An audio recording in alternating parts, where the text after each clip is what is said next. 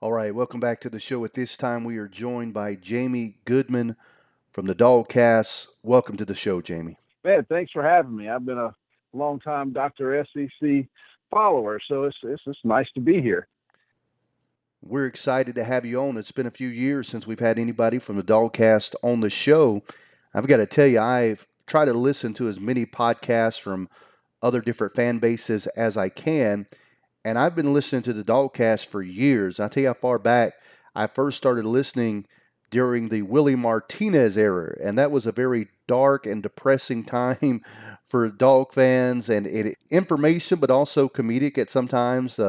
Of as they kind of covered that and did such a tremendous job covering that time and that era. Nowadays are not as dark and gloomy, but you guys are doing a tremendous job of just continuing to grow the product and continue to grow the brand. And so, for those who have not heard the Dogcast, let our listeners know a little bit about what it is that you guys do. Sure, I'm the co-host of the Dogcast. In fact, Derek came up with this idea in a lab somewhere back in 2005 before I even can think. I'm not even sure I knew what a podcast was in 2005. Right. So, Dogcast has been live since '05. I joined the show about 100 episodes ago, just over 2 years ago, to help Derek. And from that, we've tried to grow a little bit, adding former players and just significant people from Georgia history, be it maybe a parent of a player or a future player, former player, or some of the stars of the past that we all love so much. Right now, we're in the midst of a website revamp, so the new site will be out, and it was scheduled to launch for G-Day. So with that, we've got a little more time if we need it, but we're going to have 3 or 4 on-site writers. So it's going to be a full-service stop. Just the DawgCast podcast will now filter into DawgCast.com and offer loads of content. Now, I mentioned earlier that it used to be jury days in Athens at times like the Willie Martinez era, but it's a new era in Athens. Obviously, as Kirby Smart has his team year in and year out in the conversation for the national championship talk.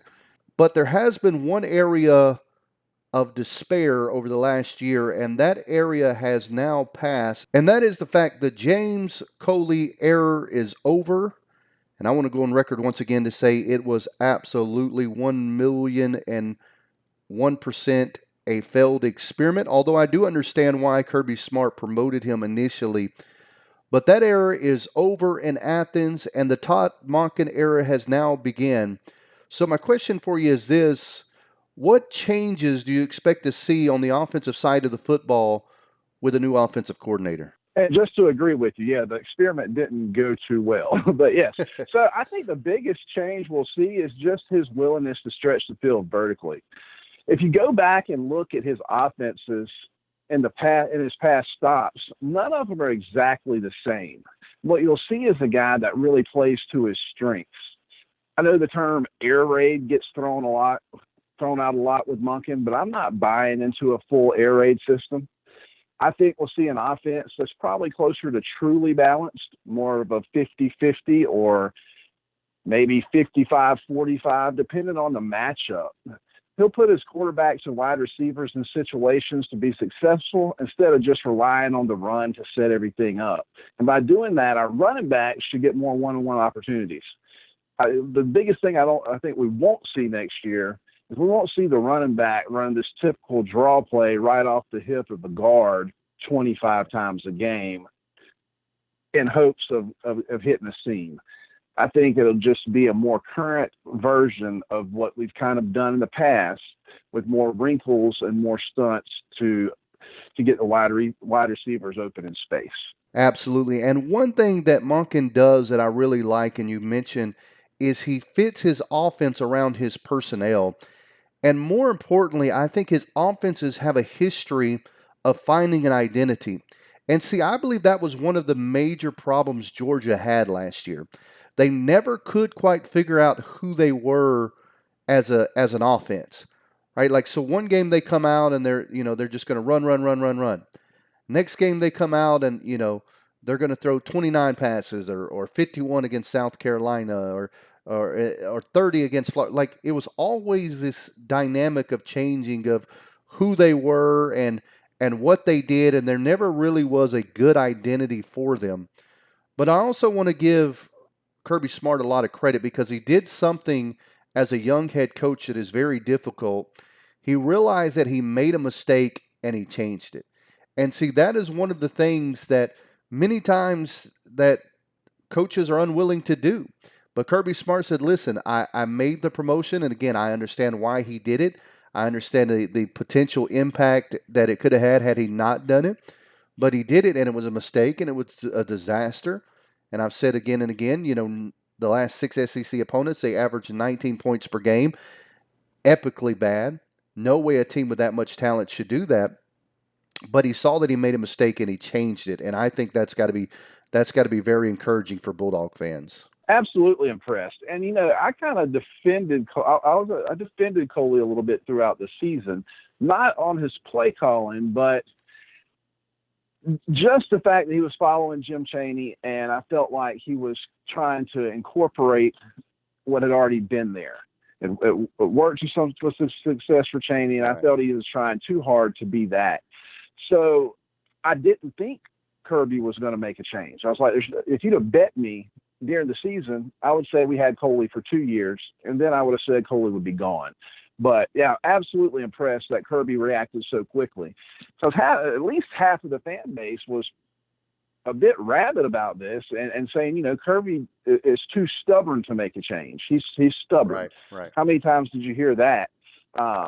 So this is a breath of fresh air to be able to put out that fire to suggest that he's stubborn, because a stubborn coach doesn't rid his OC after one season. And to kind of add to that last point, I can't remember a time that a young coach had such a good off season in adding addition to his coaching staff. And I say that because when Sam Pittman left for Arkansas, and arguably the best offensive line coach in the country, I started to think, okay, maybe the window of opportunity for Georgia has closed. But then Kirby Smart does an unbelievable job and goes and gets former Ole Miss head coach Matt Luke to come and coach the offensive line. Then he gets Monken, as we talked about already. And then he goes and gets Scott Cochran. And then, one that's kind of flown under the radar, Buster Faulkner, goes and gets him and adds him to the staff. And he brings in all of this firepower of a coaching staff at a time, and that's not even to mention that he added the number one recruiting class. I mean, just an absolutely great off season for the Bulldog Nation. Yeah, you nailed it there. He's learning, but I think it just puts emphasis on one thing that everybody wondered is how dialed in is he to winning a national championship right away. I think when you walk into a program, especially your alma mater, and sell the Board of Regents on the fact that, we're going to bring a championship to Athens, Georgia. I mean, I'm not saying Kirby was ever on a hot seat or even close to being one, but you don't have a lot of time if you stick with the script and it doesn't produce. I think I think he's a smart guy and he's a capable coach. Keep the guys happy that are willing to invest in you, because Rick didn't have that investment from everybody else. Kirby has it, and if you want to keep it, you got to show them that you're willing to do whatever's necessary within the parameters given to you to produce. And not to go back and to bring up memories of the old coaching staff, but I was really a big Mark Richt supporter. But the one knock that I had on Mark Richt was the fact that he had a hard time of being too loyal at times.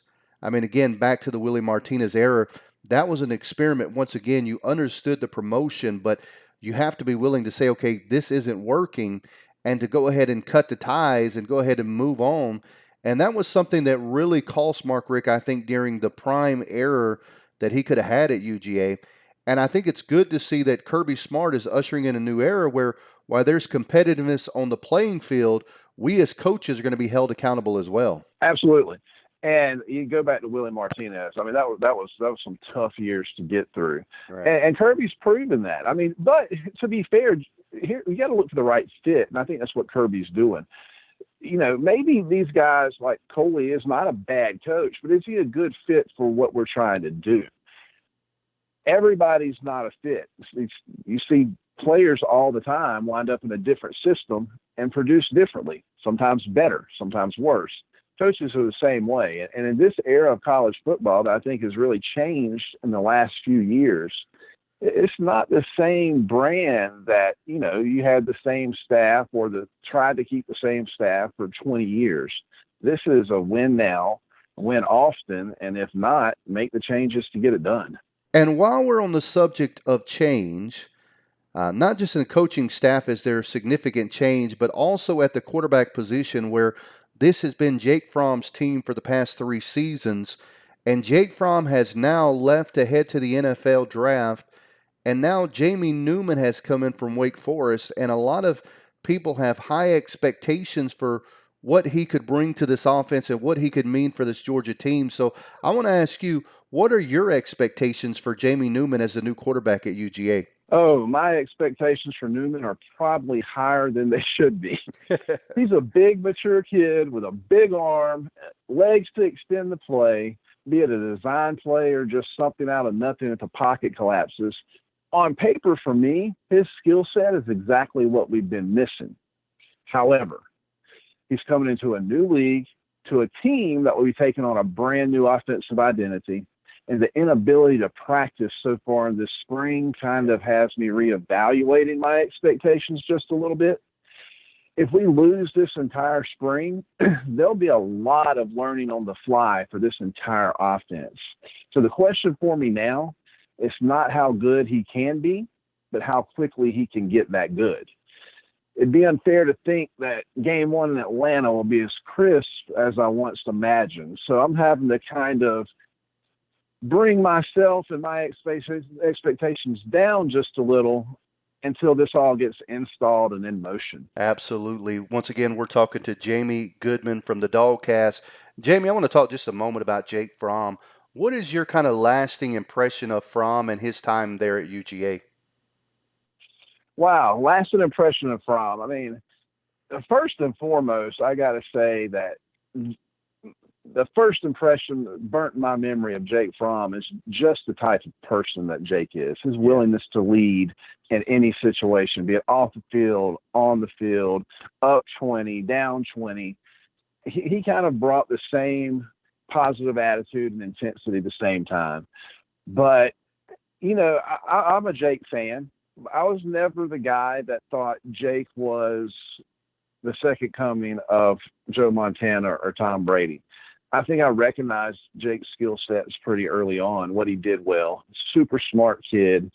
But I never expected Jake to throw for 4,035 touchdowns. Right. I think Jake will kind of go off in history as what he is. He was kind of the beginning of the Kirby era.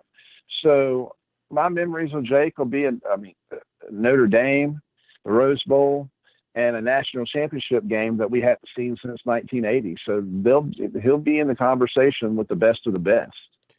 Check 1 2, check 1 2, check 1 2, check, check, check, check. Now, I am one of those people that have been critical of Jake Fromm for the simple fact that I don't think he developed as much as he should have from his freshman and sophomore season.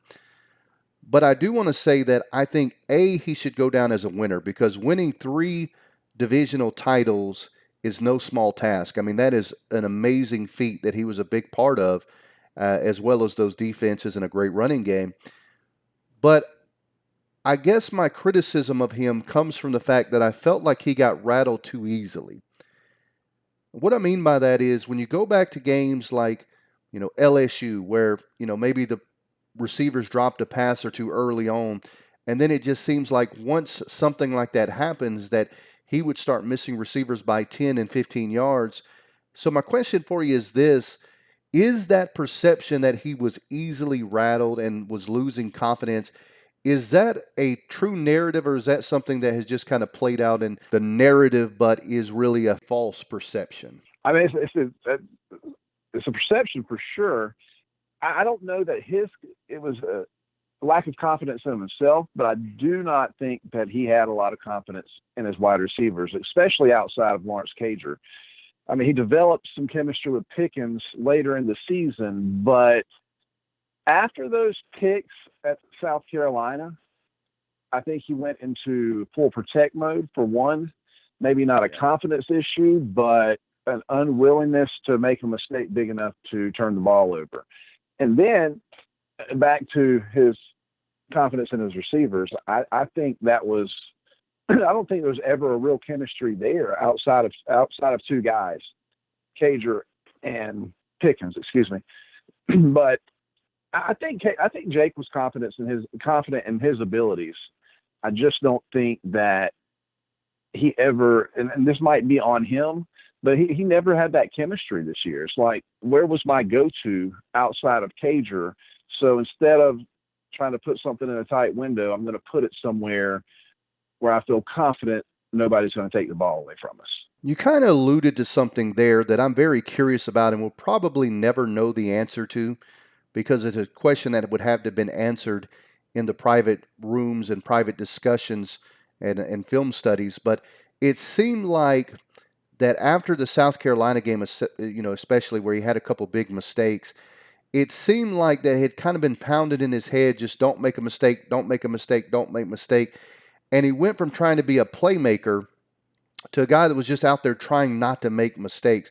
Is that something that you kind of seen and observed that maybe it just kind of been so pounded into him that we just can't make mistakes and let defense win that he kind of lost a little bit of that mentality that he had earlier in his career? I feel, and I've asked, tried to get to the right people just because I've got the same questions, and it looked exactly like that. And you have to think that that, that you're right there. That had to be preached to him. I don't think, first off, I don't think that Kirby's going to allow a quarterback to go out there and be that cautious if he doesn't want him to.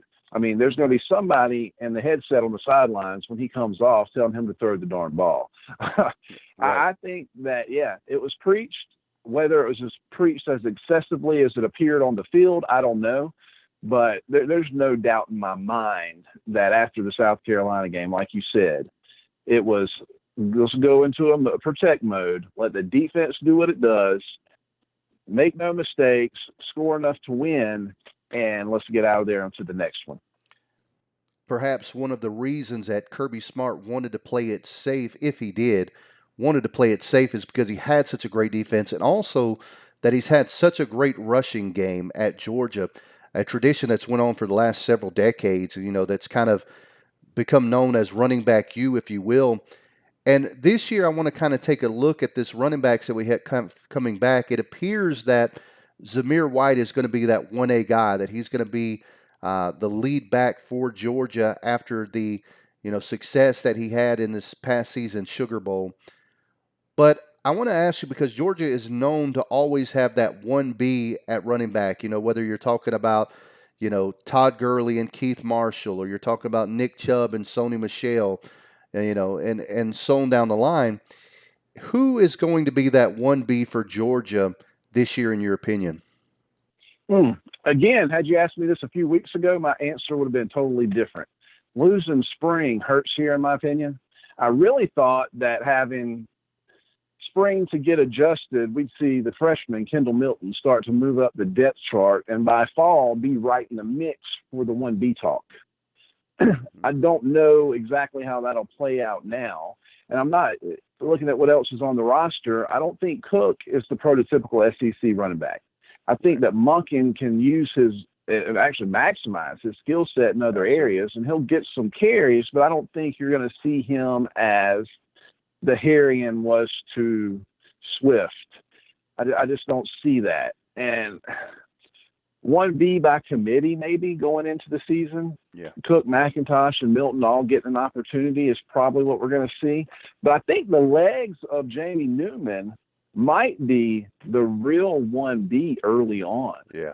He may end up until Milton gets fully involved or McIntosh plants his flag in the ground. He may be the guy that we see as the second leading rusher early in the season.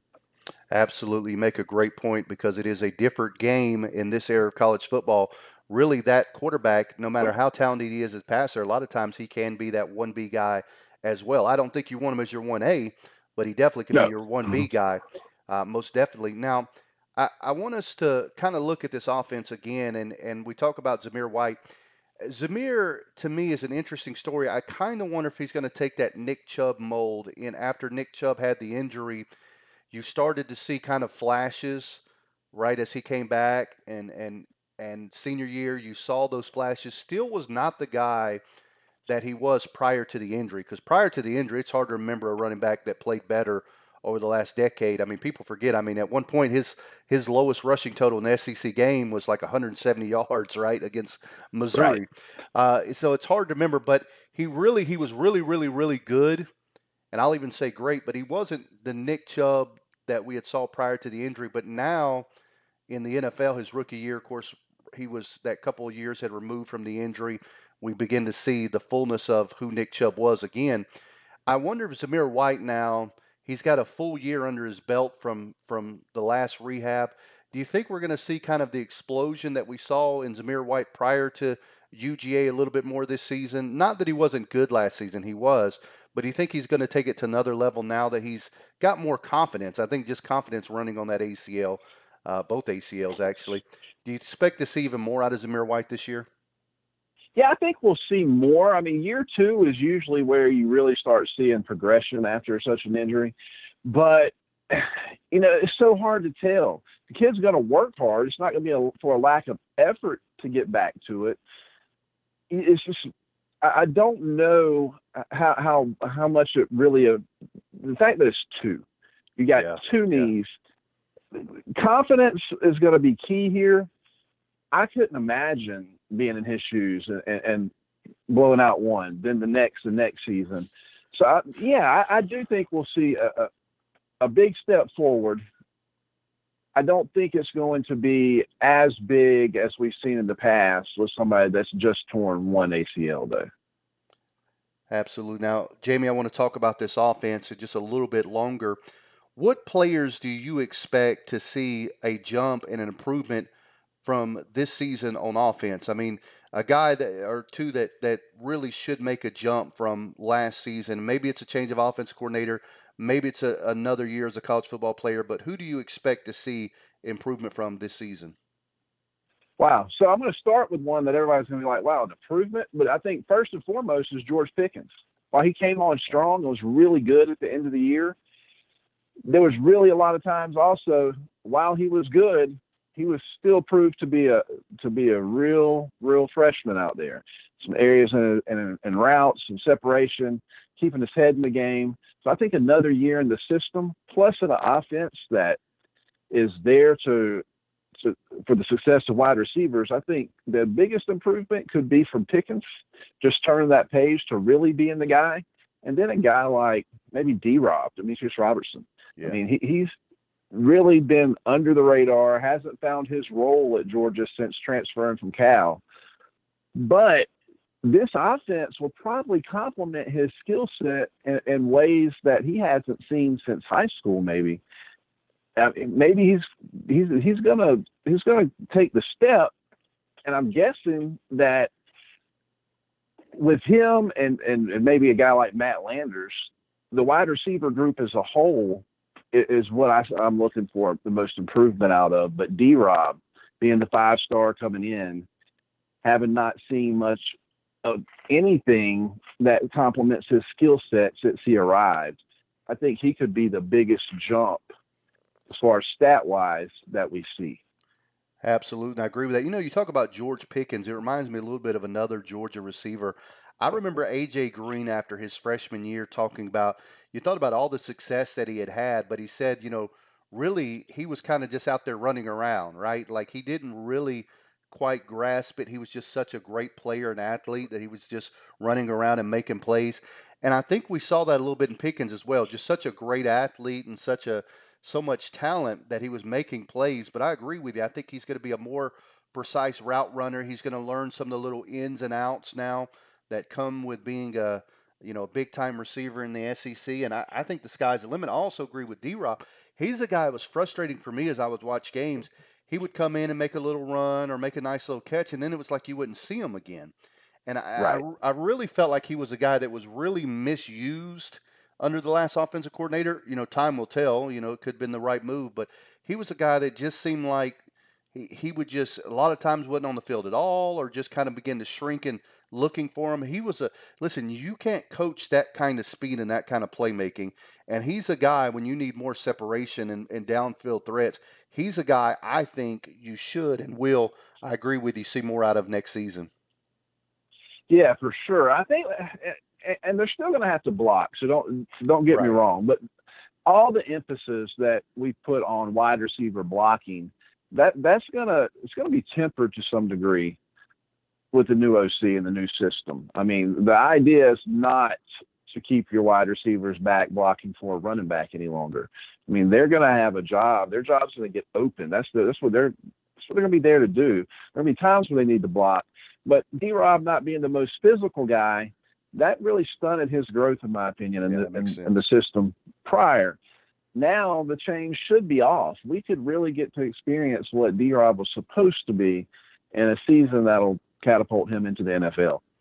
Now, we've talked about a lot of questions on the offensive side of football and for obvious reasons, but let's move over to the defensive side of football where there's not a lot of question marks, to be honest. I mean, this is one of the deepest defenses I can remember in the SEC in quite some time.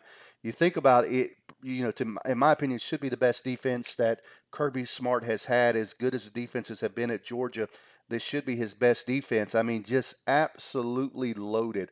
I mean, when you think about the guys that are second and third string on this defense would be starting almost any other team in the SEC. Now, the one thing I think was missing last season was a consistent pass rush. And I want to ask you, who are you looking for to improve in this area to help this Georgia football team? Because if they start getting consistent pressure on the quarterback, I don't know. I mean, this is the one defense in the country that can flip the script and really play a great defensive game and shut an offense down. Right. So obviously, Aziz Ojulari is the leader of our pass rush over there, and I expect him just to get better with age. But the biggest difference this coming season, I believe, will come from a few guys that'll be in their second year in the system: Nolan Smith, Jermaine Johnson, and Trayvon Walker. Smith and Walker were true freshmen last year, and at times they looked like upperclassmen out there. Year Absolutely. two in the system should produce a big jump for them. I'm not sure our style, though, is going to promote a ton of sacks. Kirby likes to affect the Right. quarterback and the play more than he likes selling out just to get a sack. So I don't know if we'll ever have these eye popping sack totals more than just getting back there to the quarterback and disrupting what he has going on. Absolutely. You mentioned a guy that I've talked about a lot on social media, and that's Nolan Smith. I'm a huge fan of this guy. I mean, he only had 2.5 sacks last year, but he did have 15 quarterback hurries. But it seemed like every time he was in the game that he had that quarterback running, whatever direction he was on, the quarterback started running the opposite direction. I mean, he's a guy that I think, and you're right about this, that this isn't the Jeremy Pruitt style defense where they want to get a lot of sacks, and that's the main one of the main things they're looking at, more about disrupting and playing good fundamental defense. But Nolan Smith is a guy, and you mentioned a couple other really good ones, but Nolan Smith is a guy, he was inches away from 4 or 5 more sacks last season, and I expect this year he's going to be stronger. He's going to be, even more explosive, and so I expect a big, big year out of Nolan Smith as well. No, I do as well. The kid's, I mean, an absolute freak of an athlete. I mean, he tests off the charts. His motor doesn't stop, and he doesn't get out of the playbook. So once he's done in Athens, he's going to go down as one of the greats, in my opinion. I mean, he oozes everything you want out of a pass rusher, especially in the NFL. Absolutely. That's something I tweeted out about the fourth or fifth game into the season last year. I think he's going to leave as one of the best pass rushers. Now, again, I'm not saying sack totals by any stretch of the imaginations, but one of the best pass rushers that we've seen come through Georgia. And there's been a lot of really, really good ones, obviously, but I expect big, big things throughout the rest of his career. Now, once again, Jay, I appreciate you taking so much time and being with us. Can you allow our listeners to know where they can go, Jamie, and find the DawgCast online and where they can find you as well on social media?